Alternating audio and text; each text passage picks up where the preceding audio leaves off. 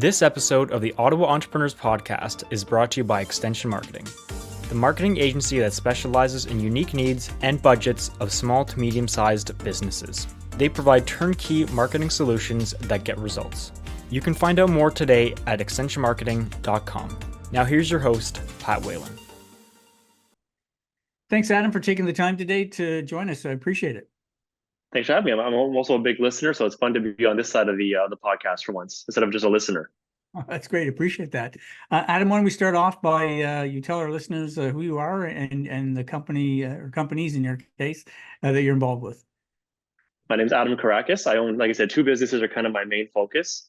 The one that I've been doing for longer, I guess technically, is Velofix. So we're a chain of mobile bicycle shops.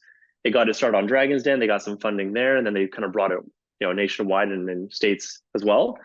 So I'm just the Ottawa guy now, but I own 5 franchises here in Ottawa, and we fix bikes at your home. And then the more recent endeavor is I'm now the sole owner of Somersault. So we organize some of Canada's biggest triathlons, swim, biking, and running. We also do duathlons. We do running events and things like that, but a dozen or so events a year. So my little hashtag or my little Coles notes is I spend my weeks fixing bicycles, my weekends organizing community events.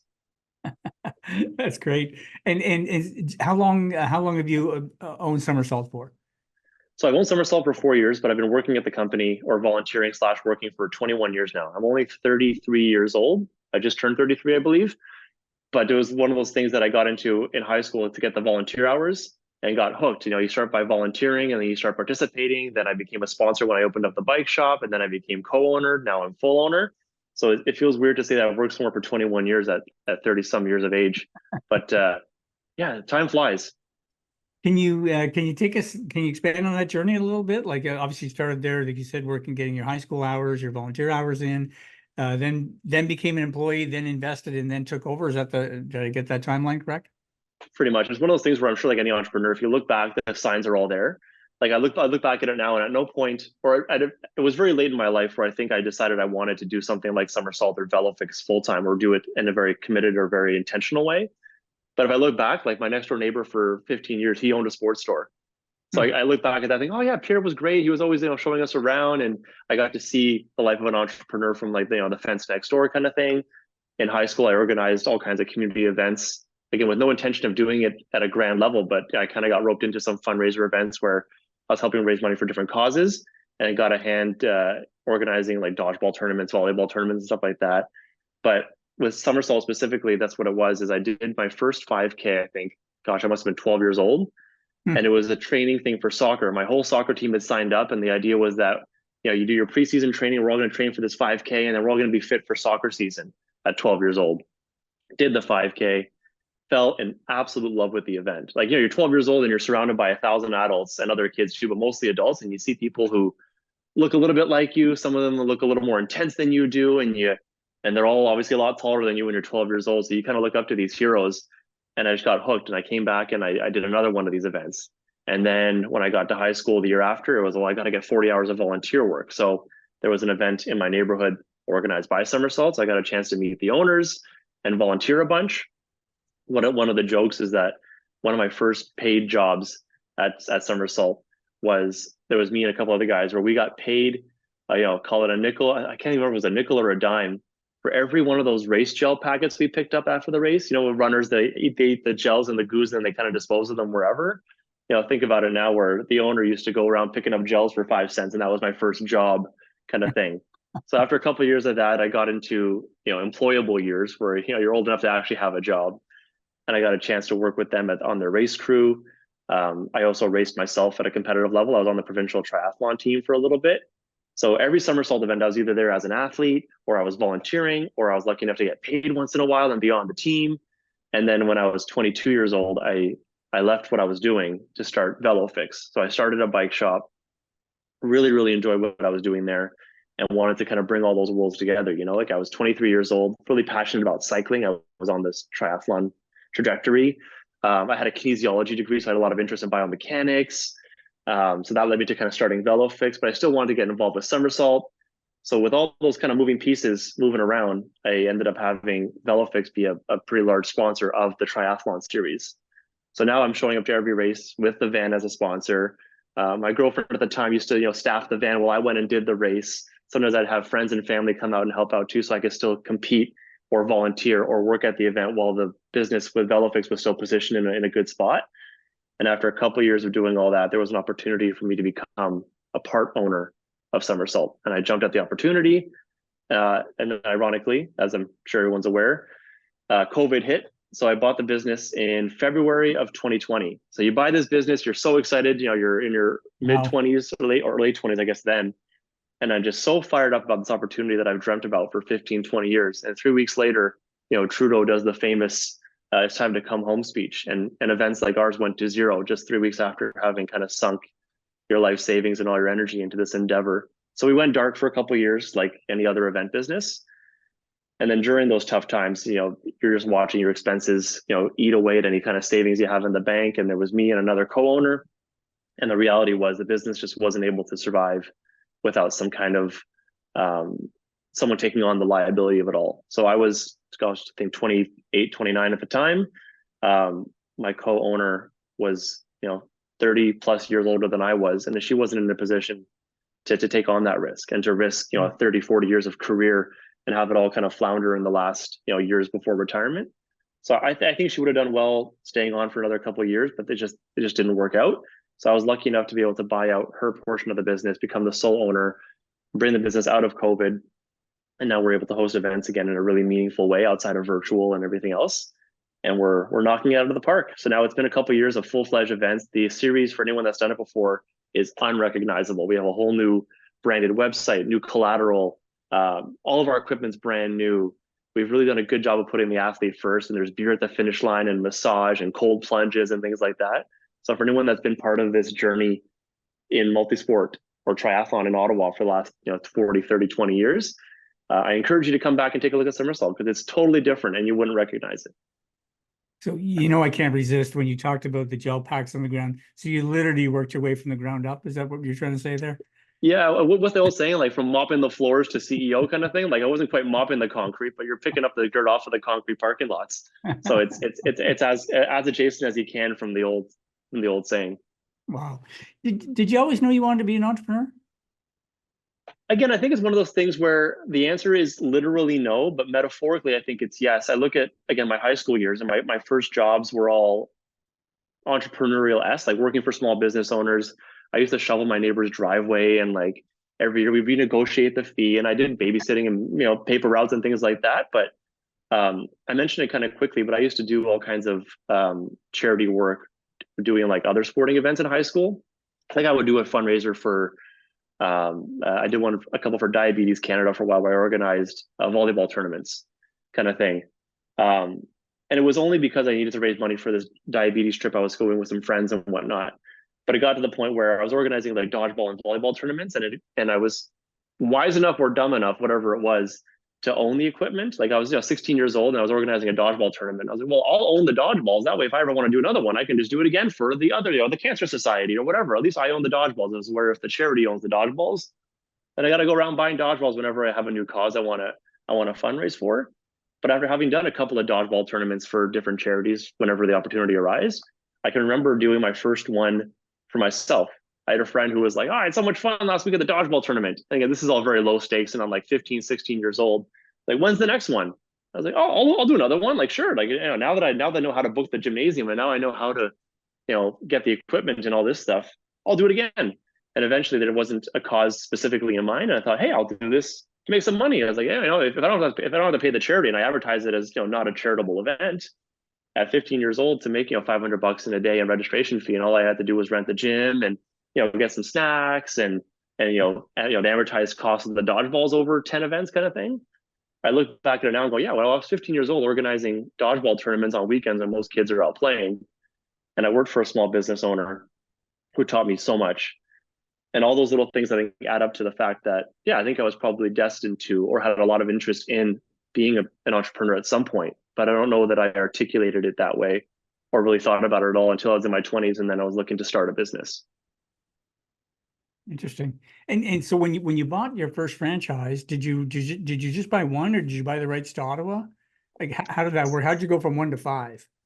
So I bought the rights to all of Ottawa. So with Velofix, when you buy a franchise, you're buying a territory. You're kind of buying rights to a certain zone of, in this case, postal codes. Okay. So once you own the franchise, you own it outright for a certain amount of time and with certain stipulations. And then you can add as many vans as you want to. So I had one van, and the intention back then was to be kind of a one-man band. I don't think I had any aspirations to go as big as I am today. I really enjoyed working at a bicycle shop at the time, and just felt like I was meant for more than just working behind the counter at a bike shop. I thought I'd start my own thing. And just after even a few months of doing it, it was just so busy. Like I was working like any entrepreneur, like the 120 plus hour weeks consistently. So I hired my first employee, and we split the hours a little bit. And it just got to the point where we were both just so busy. So I had to buy a second van. If he had one van and I had one van, then we can both work a little bit less. But when you have two vans, they both just got to full capacity. It's like, okay, well, if I hire a third guy and I buy a third van, he can take 25% of my hours, and then I'm good. So I bought the third van, and repeat, capacity went to the roof. We were just full. The wait time was back to being 2 weeks for a tune-up. So we bought a fourth van, bought a fifth van. And even now, like if you wanted to get a tune-up, we're almost in October, which is quite far along in the bicycle season. We're still booking like a week out. If you happen to know any good bicycle mechanics, we're looking to expand. So did that business grow during the pandemic when people were staying at home and kind of rediscovering exercise? Did you see a lift? It did, yeah. The double-edged sword is that, like anywhere else, like parts are unavailable. So you get to someone's house and they go, "Oh yeah, I need a tune-up, and I got this flat tire." And I go, "I can do the tune-up, but there's no bike shop in Eastern Canada that has inner tubes in stock," or whatever the case might have been. So there's sometimes where we got on site and couldn't fix anything. But when gyms were closed and people wanted to get outside, they chose their bicycle. When people couldn't go outside and buy a new bicycle, they ended up getting the old one fixed up, which benefited us quite a bit. When you buy a new bicycle, there's often not a lot of maintenance for the first year. So we just saw a lot of people bringing out the bikes from the back of the shed, falling in love with the sport because it replaced something else like spin classes, or even just, you can't play organized soccer because that's considered, not distant enough. Well, there's probably a bike in the shed, kind of thing. So we saw a big lift during those lockdown years. So interesting, right? You're running two businesses. One has a lift, and one does the opposite. That must have been. Maybe you can help share with our listeners what that was like for you. Mentally, quite frankly, is how did you handle that, juggling both those two completely different outcomes?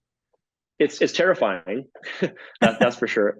But on the bicycle industry side, it's kind of just a blanket statement, but I don't know if it's true or not. I think the bicycle industry is often considered like recession proof because it morphs really quickly. So in good times, people have a little more income, or they have more disposable income, and they might spend that on recreation like cycling. They might then buy a carbon fiber bike. They might buy more gear for their bicycle, et cetera, et cetera. And that's good for business like Velofix. But then in bad times, when things are tight, one of the first things people try and cut out are recreation, right? So they say, well, I'm no longer going to spend money on, hockey programs for the kids, or I'm not going to be able to sign up for the programs I like. And all that money goes into savings, or that goes away from transportation. So, well, I'm going to ride my bicycle instead. So in tough times, the industry again moves a little bit where, sure, recreation in general suffers, but cycling seems to do quite well because it replaces an expensive habit like driving or often public transit, things like that. It's just a little more accessible for a lot of people.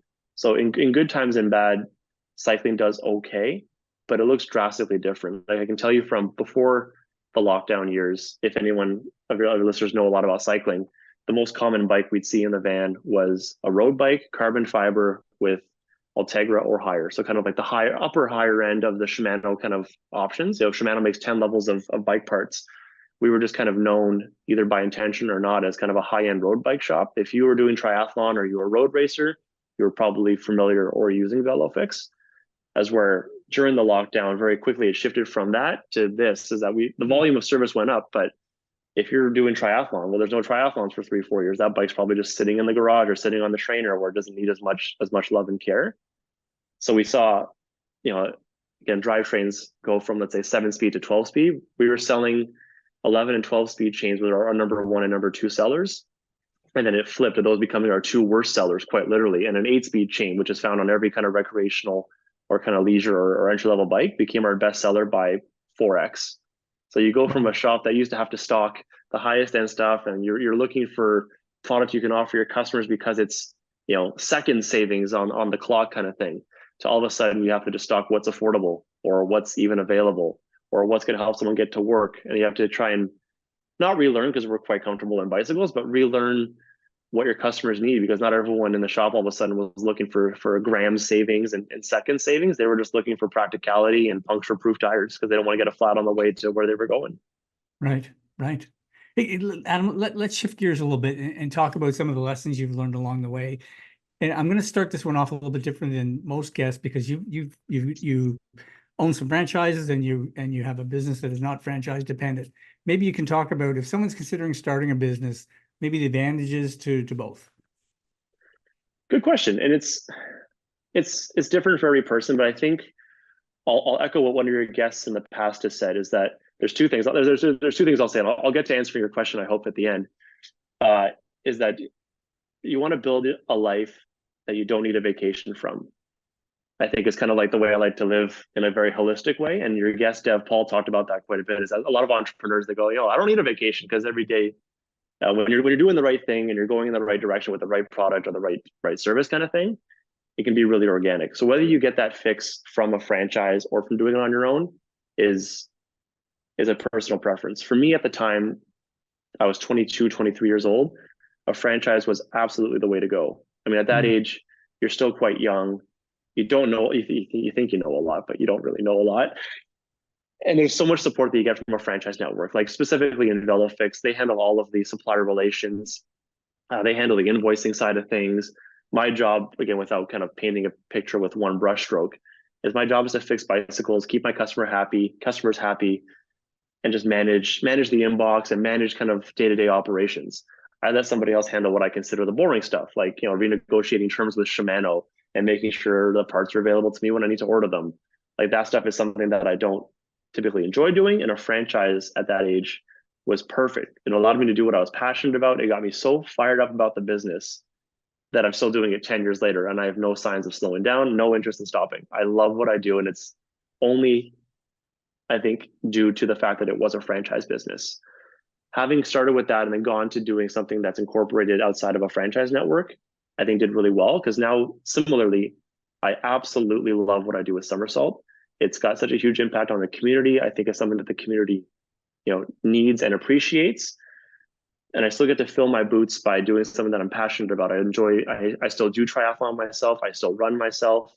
I enjoy what I do, but there's a bit of perspective in there knowing that I have more control. I get to, again, really live a simple life with the Velofix side of things, because there's a whole network of people above me that manage stuff outside of my core responsibilities and core kind of expertise or skill set.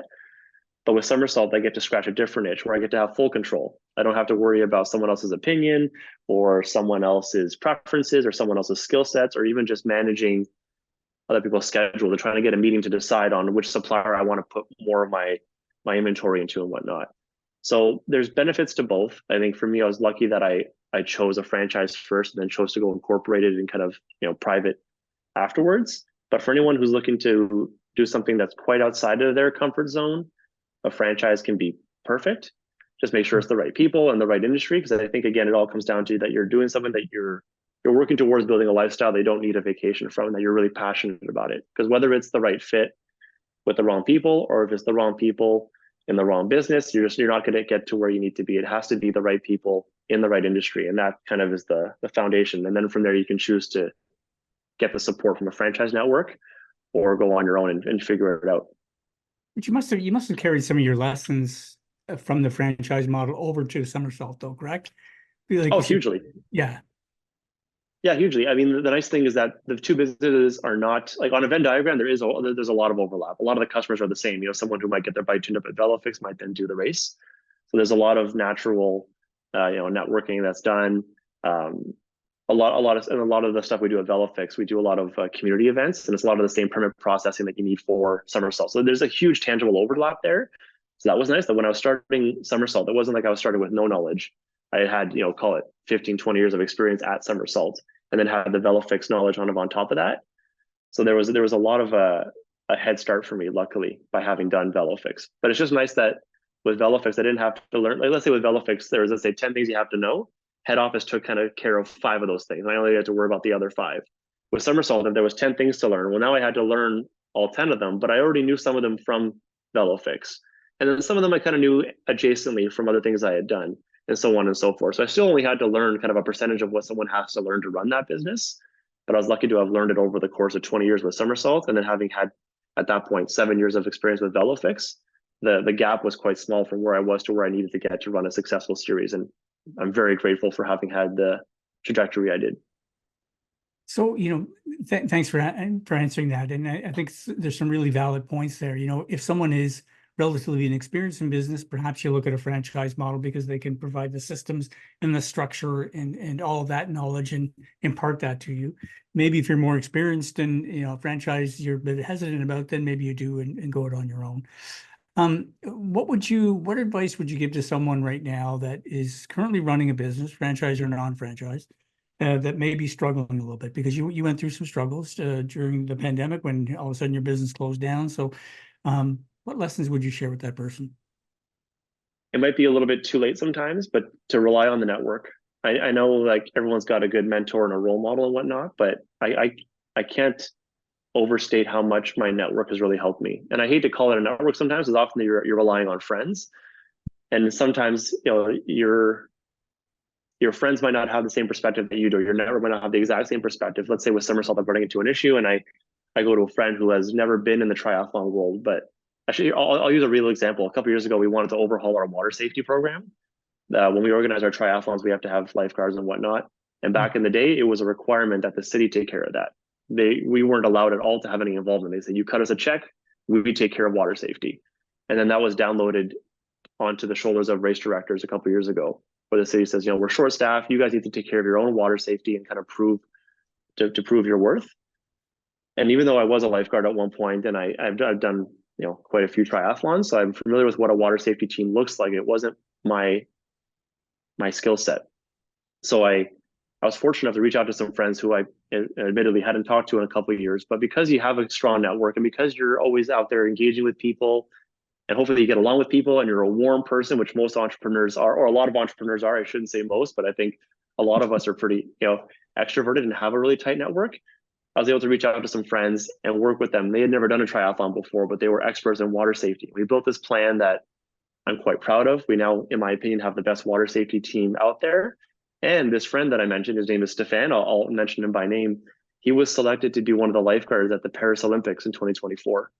So when the Olympics come knocking and they're looking for the best lifeguards in the world, they come to Somersault. I think that's so cool. And I think that's obviously an exaggeration, but here's someone who a couple of years ago had no experience in triathlon, but had quite a deep water safety background. And that helped me out immensely. And it was all because of that network that I spent years curating, where you meet someone at some event and you build a connection and you stay in touch and you're nice to them and you take a genuine interest in their interests. And someday when you need a little bit of help, you can go back to someone like that and ask for a little bit of insight and ask for perspective that might be outside of what you know. And hey, it ended up working out well for him, because him and his daughter both got to go work at Paris this year and be on the course for triathlon and rowing and water polo and all those things. And I think that's hopefully a core memory for a long time for them. But I think the answer to your question directly is rely on the network. That's a cool story, and what a nice gift that person ended up receiving by being able to go to the Olympics. It's not too many people could say they've done that, let alone be a part of it, as opposed to just a spectator. Yeah, that's great. That's it. Yeah, I worked at the London Olympics myself in 2012, and I have a sister who worked at the Rio Olympics. So I've been fortunate enough to be there myself, and it's the trip of a lifetime, literally. So I think he enjoyed it. And I recommend it to anybody else who can get an opportunity like that. Hey, Adam, before we went live, you were telling me a little bit about the work you're doing in the community. Can you share that with us, please? Sure. So with Velofix, when I was just doing that, you're a marketing guy, so I think you'll appreciate this. It was more of the shotgun approach. So I quite literally, whenever I had a spare minute, I was volunteering at some event. So at first, it really was a marketing ploy where, obviously the fit is very organic, where if you're a bike shop, you volunteer at the triathlons or you sponsor the triathlons. And then once you've covered all the triathlons, you say, well, I'll go volunteer at the biking events. And they say, well, I'll go volunteer at the running events, where I know running isn't exactly cycling, but I'm sure a lot of runners have bicycles. So it becomes a little bit less obvious, but it got to the point where I think a year into my Velofix career, I was doing over 100 events a year. And some of them were like volunteering at farmers markets or or the kid fun fair at the elementary schools and whatnot. And they were kind of getting a little, off the beaten path as to what might be a direct marketing fit. But again, I built so many good connections there that it's then led me to building what I now consider a really strong portfolio of events and charities that we give back to. So with Somersault, every event we do is a fundraiser for someone or something. So just to name a couple off the top of my head is that we raise money for Immerman Angels at Somersault. So that's our big winter race where we donate money to them and they help with one-on-one cancer support. Whether you're going through it or whether you're a supporter of somebody with cancer, you can help learn how to get the support that you need as someone going through someone else's diagnosis. We do stuff with the Boys and Girls Club. We do stuff even with like local sports teams. Like we did one just recently with the St. Matthews High School football team. If you're a high school team and funding is short sometimes and you need new helmets or new jerseys, we fundraise for stuff like that too. Even though it's not a charity, we can help local sports get the equipment they need. We did one just last week with a local broomball team where they qualified for nationals out in I think it's somewhere in Alberta next year. But if you're a bunch of 15, 16-year-old athletes, you don't always have enough money for plane tickets. So we help them fundraise to get them to nationals kind of thing. So with Somersault, we do all kinds of things like that. And then through Velofix, we still donate our time and our services and product often to things like bike school rodeos. And we do all kinds of helmet fittings and we do safety talks and classes and things like that. So every year I try and donate a certain number of hours, a certain number of dollars, and then sometimes some product as well. And then on top of that, we're also certified carbon neutral with Somersault and Velofix. So we try and make sure we do all that we can without causing all these negative impacts on the environment. So both Velofix and Somersault are certified carbon neutral, and Somersault is not certified, but it is effectively a zero waste business. Great. Thank you. And thank you for everything you do in our community. It's awesome to hear that. Adam, where can our listeners find out more about both companies? So with Velofix, you can find us online at velofix.com. You can book an appointment directly online. You see all of our times and dates and availability. With Somersault, it's somersault.ca. With both of them, we're on Instagram and Facebook. But my email is easy to find. It's adam@velofix.com or adam@somersault.ca. I'm easy to find. I'm not hiding these days. So if you need to get a hold of me or if you have any questions, let me know. Thanks so much for doing this, Adam. Really appreciate your time. Yeah, thanks, Pat. I appreciate it. If your company or organization is looking to improve your marketing, go to the Extension Marketing website at extensionmarketing.com and book a discovery call today.